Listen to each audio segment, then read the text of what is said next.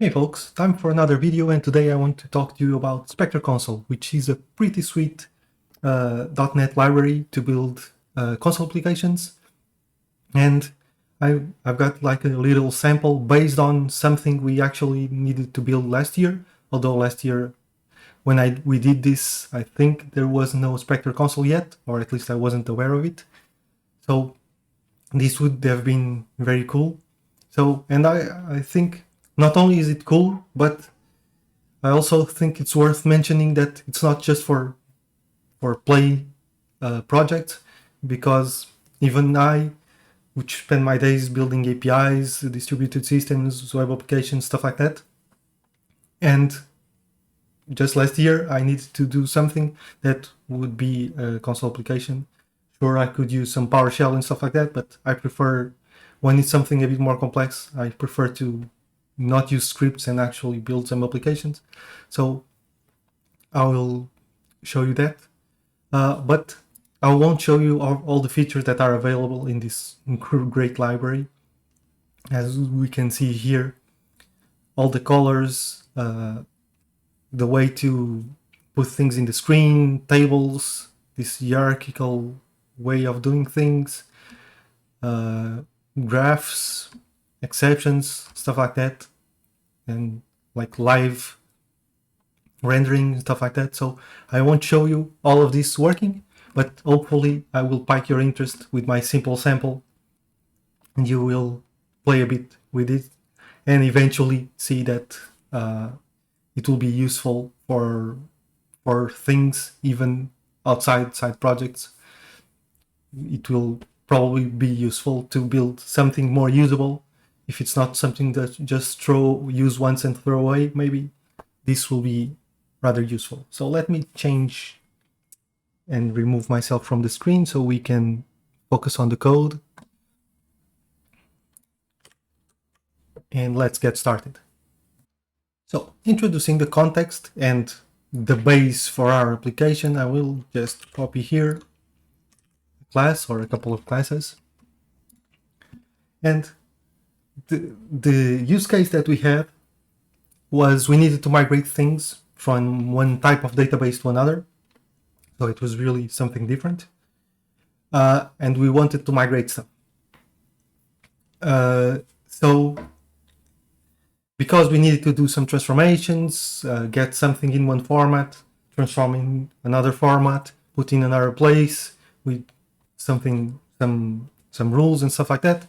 So the easiest way, I thought, was to create like a console application where we could pass the parameters, we could test things multiple times, pass in like the environment, so we could target our own local dev machine, and then integration, staging, production, whatever. So this is the basis for this. So it's something very real that we needed to do. And to emulate that, I created this sample migrator, which is just a class that exposes like a connect method, gather some migration information method, and then the actual migrate method, which returns an async enumerable with a migration result, which like it's trying to emulate like when we migrate one thing at a time. So, but this is just just a scenario for us to see some of the things that Spectre.Console provides in action. So as you can see, this is all based on task delays and stuff like that, just to illustrate how things work. And you will see why, for example, this is a returns task, this returns task, but this is an async enumerable, and you'll see why this is interesting. And also dispose again, task delay, all the things, just to simulate that we are actually doing something and not just trying things out. So migration information is just a record with what amount of things we have to migrate, and then the result has like the ID of the thing that was migrated and if it was successful or not. So this is the context of the application. Let's make a console application where we can set up things to migrate from one place to another. the rest is irrelevant. As I said, the real deal was from one type of database to another. So the way Spectre.Console works is similar to how I saw other command line stuff, libraries like these, like a command line parser, which is we define commands which will be used when it's invoked by the console. So I'll paste here a couple of commands. So we'll have a migrate command, and I have the code prepared to the side just to make the video less typing and more seeing actually things in action. So we have here a couple of commands, a migrate command, which inherits from a sync command. There's also the command without async, which instead of returning a task returns just the integer with a result, and the rollback command. So we'll have a console application in which we will say like .NET Run, migrate, or .NET Run, rollback, and it will run one of them. So right now it doesn't even work because it's nothing set up, but then we need to configure the usage of these commands. So we can do so in here. As you see, I'm using C#9's top level statements. For demos, it's really cool. And not only for that, but for demos, it's really helpful instead of me creating a bunch of files and having a bunch of classes. So as you see, now we create a command app and we configure that command app with the commands that are available. And then we map these commands to the strings that we want to be written on the console. That's why .NET Run migrate or .NET Run rollback will result in running this command or the other command. As you can see, sync command also gets these settings, which it's empty for now. So we can take a look at over here, sync command of settings, which implements iCommand of settings. So we could, yes, I know. So we could just implement the interface, but we have this class already with some things done, so we can make use of it. And the settings are what is needed to. I can get rid of this.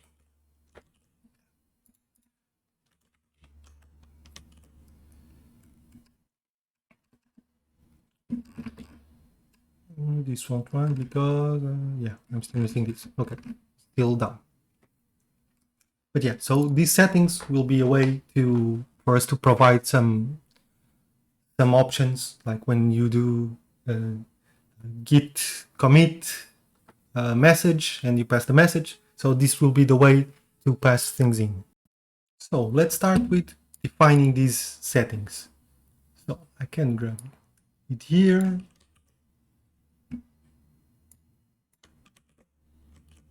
Okay. And let me just grab the environment as well to stop having these errors. Just push it here. Okay. So now in the settings, we have this the options that we want to receive. So we'll want a username, password, and environment. So we can use over here the connect. So we'll connect with the username, a password, and an environment. Let's pretend this is actually something real. And we are decorating them with some attributes so that Spectre.Console will be able to generate the documentation for this. And besides that, we'll be able to map when we do -- username or -u, it will be able to map that argument into username. So if I go to the console right now and I do .NET run and put migrate -h. Hopefully, yeah. So it tells us, it generates the documentation so we can see what are the parameters that we can pass to the to migrate. If we put here rollback, I expect nothing. Maybe just the -h because we have nothing. So we can see that for migrate we can pass those parameters. If I run now, it should blow up exactly because it's not implemented. But let's get to it. So just because of reasons, I want to check if the username is provided. If it is, we'll use it. If it's not, we'll ask. So maybe the user doesn't want to type everything in advance and wants to put it afterwards. So we could do something like this. So a little local function I will put over here. Let me replace this with a return 0.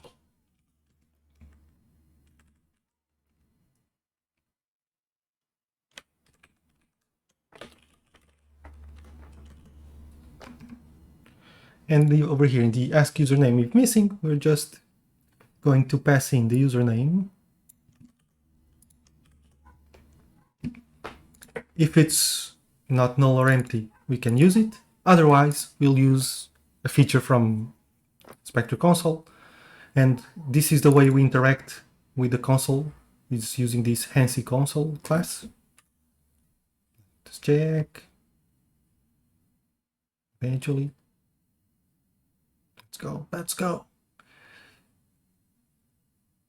Okay, hacky console, and see there's a lot of stuff. Not over here, but there was a bunch of partial stuff. So this is like the main way to interact with the console. And over here I'm calling prompt. So we'll ask a question to the user. And we have different kinds of prompts. Over here I'm using a text prompt. And we will get a string result. And we will ask a question, what's the username? And we can ask for validation. So if the username is not null or empty, in this case null or a white space, it's a success, otherwise it's an error. So let's see this in action. This should be already working. So let's say .NET Run migrate. What's the username?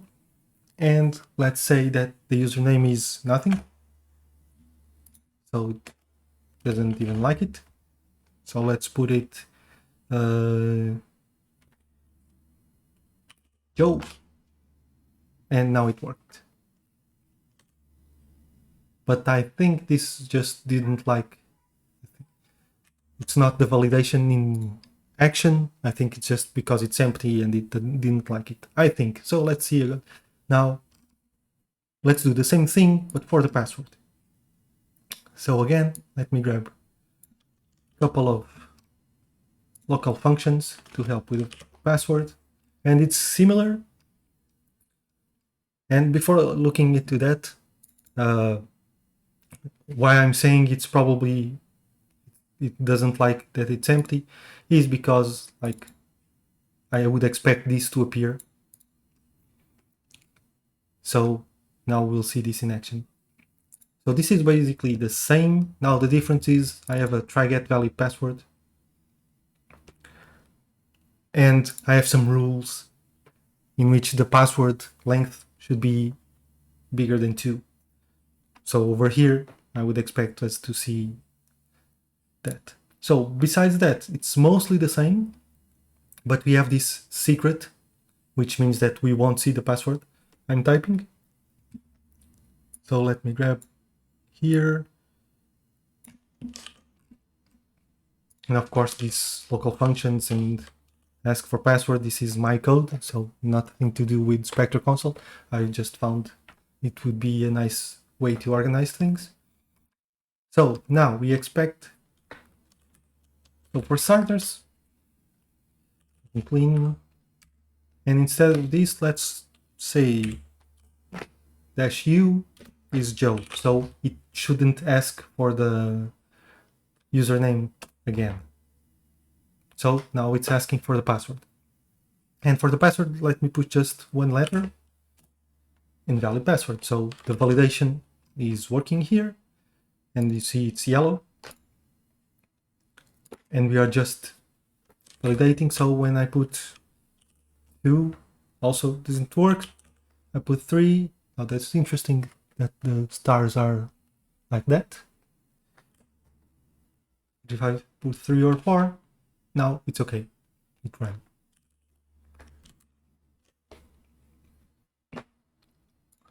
So mostly the same. Difference, we have the secret, so we don't see the password typed on the console, and the validation is in action. The password is not valid, so we get told that it's not valid. Now let's see another interesting thing. So the username and the password are like free text. You can type whatever you want. But in the case of the environment, if you recall, the environment is an enum. So we can either let the user type it, or we can do something maybe better, I think. And still a prompt, but let's ask for environment. It's a prompt, but in this case, instead of a text prompt, it's a selection prompt. And we expect to get an environment. And what's the environment? What's the target environment is the question, and the choices are development, staging, and production. So now if we, let me just add the ask here, so I'm asking, and if we go to the console now,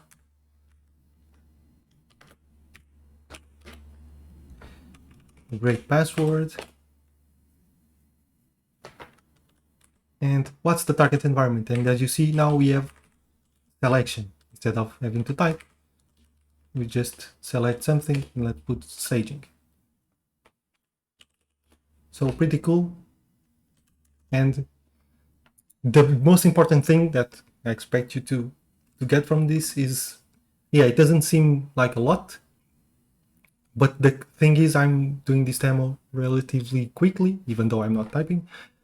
And as you can see, it's rather easy to get this sort of things done. And if you tried to do a console application with all these features by yourself, you could, but it will take a great amount of time. So this library is really pretty cool for this sort of stuff. So because in this kind of application, like a migration application that we won't use a lot, probably we wouldn't spend the time to create a great experience. But if we have something like Spectre.Console, now maybe we will, because it's just easy to use and we get a better usability without spending much more time developing it. So it's really simple. We will spend much more time in such an application with the migration logic, and this is just something helpful for us to do that. So now let's proceed. So now we have the username, password, and environment, so we can connect. But besides connecting, maybe we want to make sure that the user is sure of the things we wrote. So we can use Spectre.Console render a table, and we create a table with the things that that we get, the parameters, and we can show the user. So let me create just a quick function, and this function is just, all it does is to map the environment enum to a color, and over here we create a table. We add a column with say that the first column is setting and the second column is value. And then we add the rows with the setting and the values. Not putting the password because of obvious reasons, or should be obvious reasons. And then environment is the one, maybe we want to put a little color like green because it's development, it doesn't matter, staging is yellow, but in production red, we must make sure that we know what we are doing. So now if we go here and we put like this, and maybe we select development, and now we see a table. I don't even know how I would do such a table in the console application, but good thing Spectre.Console knows. And maybe we can do this. Just for demo, I could also put environment staging, and it doesn't ask for anything. And production, and now it's red. Pretty cool and pretty simple. Now, continuing on. Before we continue doing stuff, maybe we want to, as we are showing the table, we want to ask the user, like, are you sure? So again, a prompt, in this case a selection prompt again, but for a boolean, true or false. And we can use a converter. So instead of in the UI showing true or false, we could show different things. So for example, if I comment this, let me put this here. If I comment this and I put this here and we call this, it asks true or false. Proceed with the aforementioned settings. So it's for us techie, so it wouldn't be a problem, but maybe it's more interesting like this.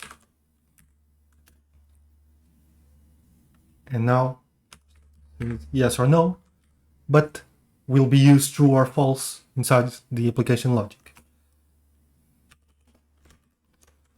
So this is a pretty simple example with bool and stuff like that, but it could also be other kinds of types.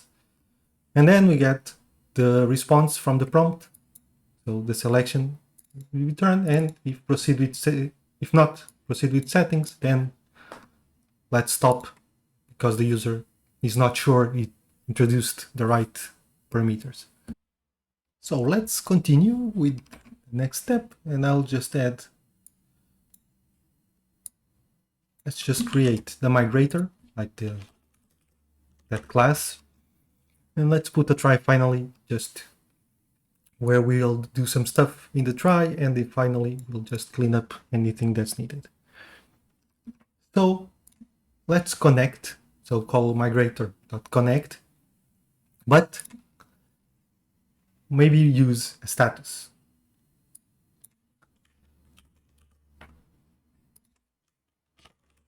So over here, again, Spectre.Console, we have this status, and we have more options, I think. Yeah, we can configure the spinner, stuff like that. But instead, I'm just calling status, start async, and inside of it, I'm just saying connecting and migrator connect async, and passing in the username, password, environment, and stuff like that. So in what does this result? So let's go here, environment production, proceed, yes. And now we got that animation. It's like a spinner, like in a web application, but at least it seems like something is happening. It's much like the GIFs that we use, those kinds of spinners. It doesn't actually say anything, it's just something that's spinning, but at least it doesn't seem like the computer is frozen, although it can be anyway.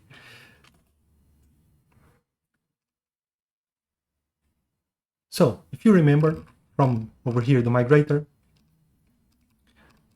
we have a method besides the connect, then we have a gather information, and that's what's this. This is just like, instead of starting immediately the migration, let's pretend that we first do like a select to all the rows to see what rows need to be migrated, and then we say that before actually starting the migration. And that's what this method pretends to do. So it just returns how many things are in the previous database to migrate. So let's go here again.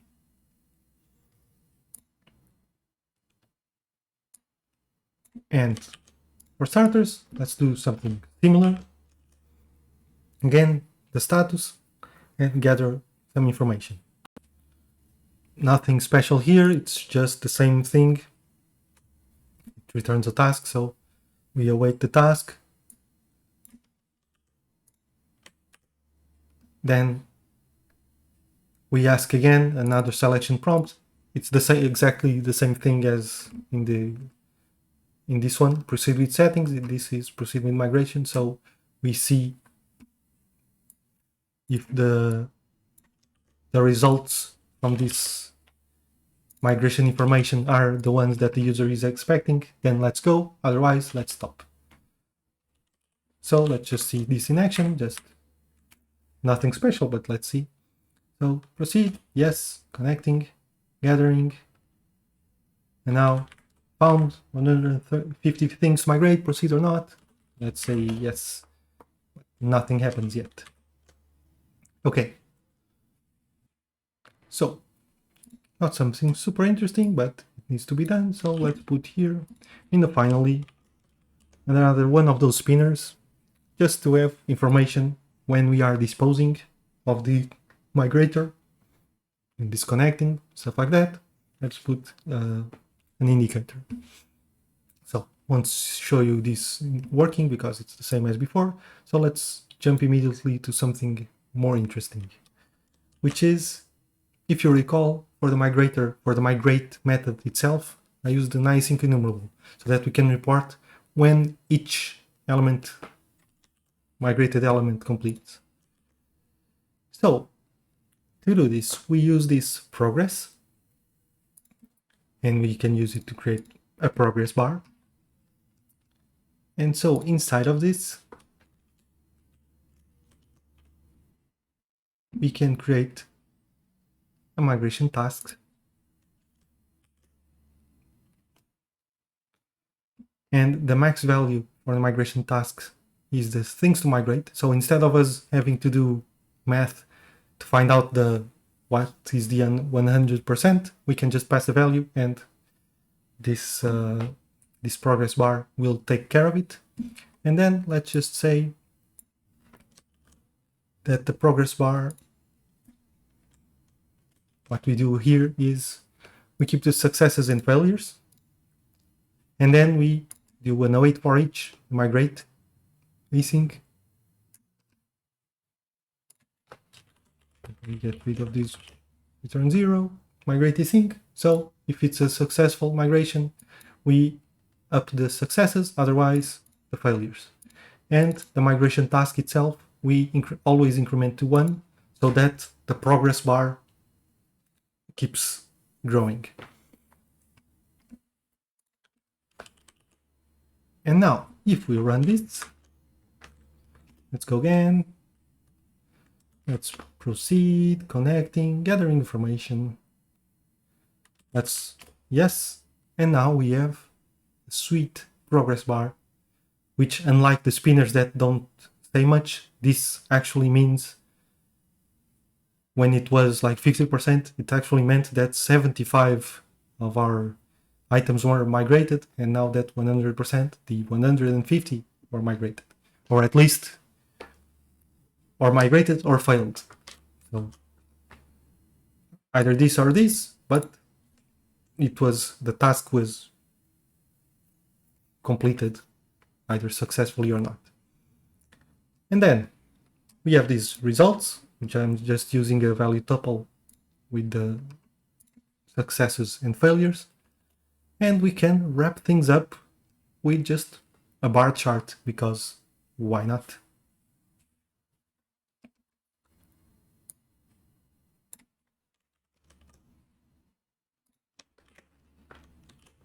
So here we are again, NC console render, new bar chart, and we can put a label, migration results, and add items. Succeeded, we put the successes, and we can pass in a color, green in this case, failed, failures, red. So let's see this in action again. Let's go.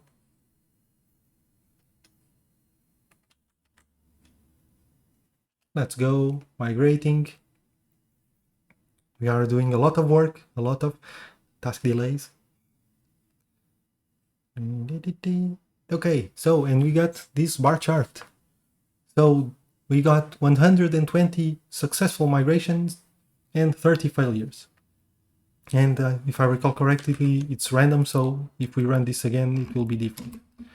I check.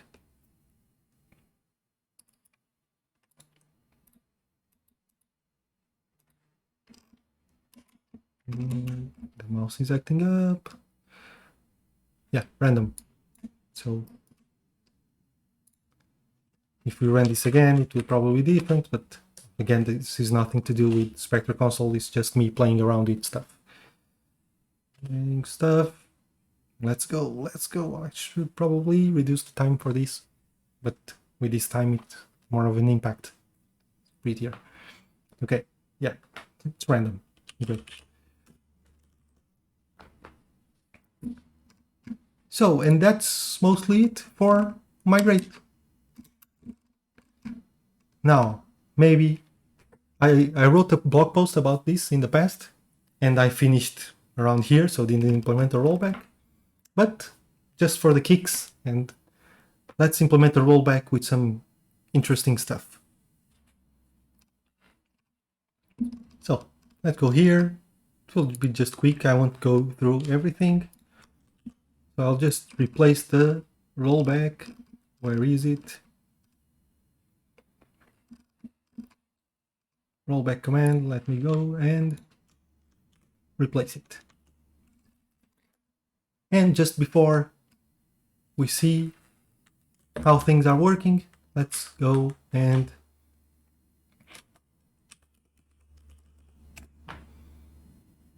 it works. Great. I hope you know what's going on.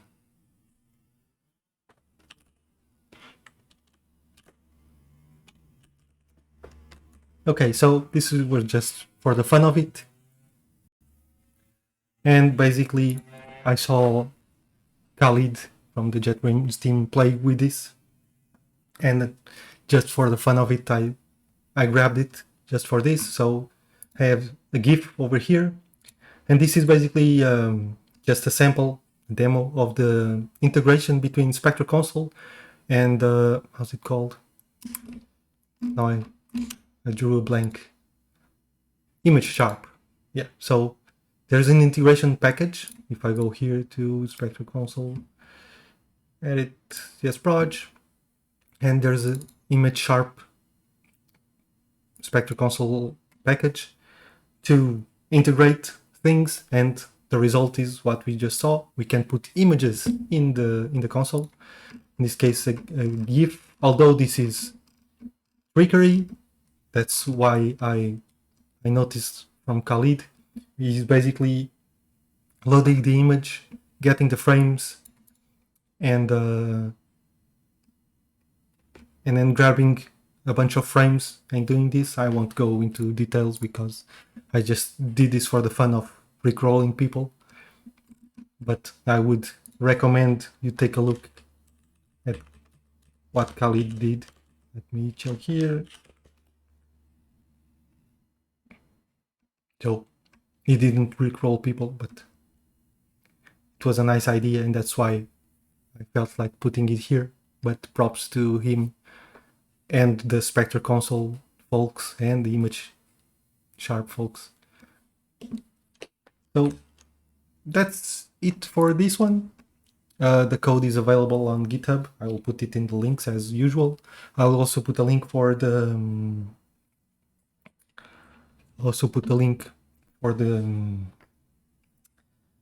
again, missing words, for the blog post in case you're interested, although the blog post is the same as this, just without the rollback stuff. But yeah, I hope this is useful. Spectre.Console seems really like something very cool, and not just for playing with it. I can see myself using this in some tools that we need to do, because as much as we do web stuff, sometimes we need to do some tooling stuff just to help us do stuff. And I've said stuff and things too many times in this video, so okay. Yeah, but I hope it was useful, and if you have ideas and about more videos and tools like this, feel free to drop them in the comments and let me know what you think about this pretty cool library, Spectre.Console. Check it out if you didn't know about it already. Be sure to check it out. So hope to see you in the next one. See yas!